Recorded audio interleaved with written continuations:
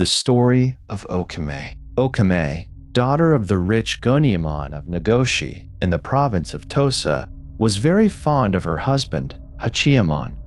She was 22 and Hachiyamon 25. She was so fond of him that people imagined her to be jealous, but he never gave her the least cause for jealousy, and it is certain that no single unkind word was ever spoken between them. Unfortunately, the health of O-Kamé was feeble. Within less than 2 years after her marriage, she was attacked by a disease then prevalent in Tosa, and the best doctors were not able to cure her. Persons seized by this malady could not eat or drink. They remained constantly drowsy and languid, and troubled by strange fancies. And, in spite of constant care, O-Kamé grew weaker and weaker, day by day, until it became evident, even to herself, that she was going to die. Then she called her husband and said to him, "I cannot tell you how good you have been to me during this miserable sickness of mine. Surely no one could have been more kind. But that only makes it all the harder for me to leave you now. Think, I'm not yet even 25, and I have the best husband in all this world, and yet I must die. Oh no. It is useless to talk to me about hope. The best Chinese doctors could do nothing for me. I did think to live a few months longer, but when I saw my face this morning in the mirror, I knew that I must die today. Yes, this very day. And there is something that I want to beg you to do for me. If you wish me to die quite happy, only tell me what it is," Hachiyamon answered. "And if it be in my power to do, I shall be more than glad to do it." No, you will not be glad to do it," she returned. "You are still so young. It is difficult. Very, very difficult, even to ask you to do such a thing. Yet the wish for it is like a fire burning in my breast. I must speak it before I die. My dear, you know that sooner or later, after I am dead, they will want you to take another wife. Will you promise me? Can you promise me? Not to marry again?" "Only that," Hachiyamon exclaimed. "Why, if that be all that you wanted to ask for, your wish is very easily granted. With all my heart, I promise you that no one shall ever take your place." "Ah, Urishia," cried O-Kamé, half rising from her couch.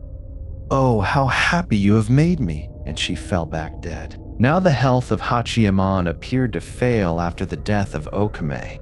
At first, the change in his aspect was attributed to natural grief, and the villagers only said, "How fond of her he must have been." But as the months went by, he grew paler and weaker, until at last he became so thin and wan that he looked more like a ghost than a man. Then people began to suspect that sorrow alone could not explain this sudden decline of a man so young. The doctor said that Hachiyamon was not suffering from any known form of disease. They could not account for his condition, but they suggested that it might have been caused by some very unusual trouble of mind. Hachiyamon's parents questioned him in vain. He had no cause for sorrow, he said, other than what they already knew. They counseled him to remarry, but he protested that nothing could ever induce him to break his promise to the dead. Thereafter, Hachiyamon continued to grow visibly weaker day by day, and his family despaired of his life. But one day, his mother, who felt sure that he had been concealing something from her, adjured him so earnestly to tell her the real cause of his decline, and wept so bitterly before him that he was not able to resist her entreaties. "Mother," he said, "it is very difficult to speak about this matter, either to you or to anyone. And perhaps, when I have told you everything, you will not be able to believe me. But the truth is that O-Kamé can find no rest in the other world, and that the Buddhist services repeated for her have been said in vain. Perhaps she will never be able to rest unless I go with her on the long black journey. For every night she returns and lies down by my side.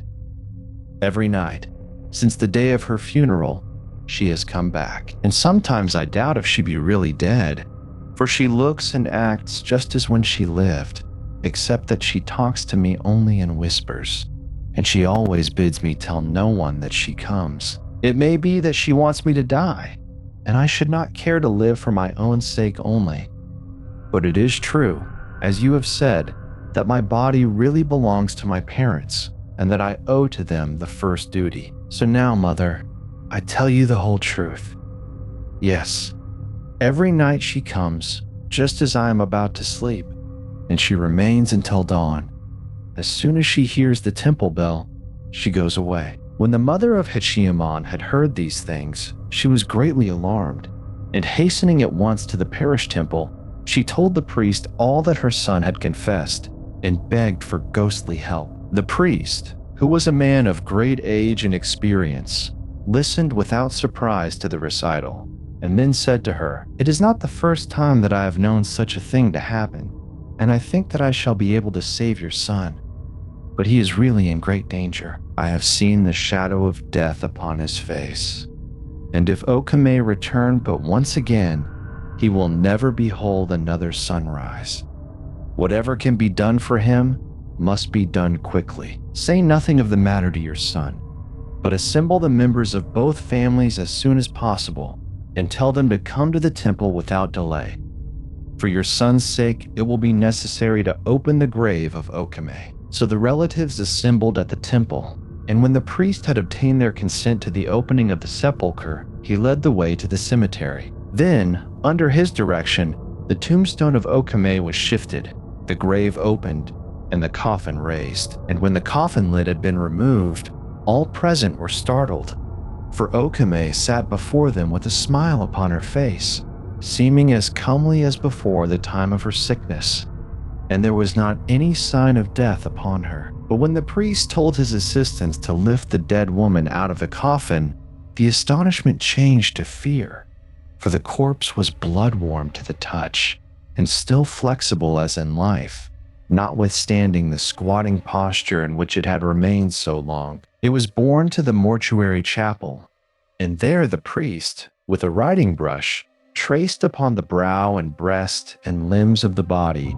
the Sanskrit characters, bonji, of certain holy talismanic words, and he performed a sagaki service for the spirit of O-Kamé before suffering her corpse to be restored to the ground. She never again visited her husband, and Hachiyemon gradually recovered his health and strength. But whether he always kept his promise, the Japanese storyteller does not say. Footnote 1.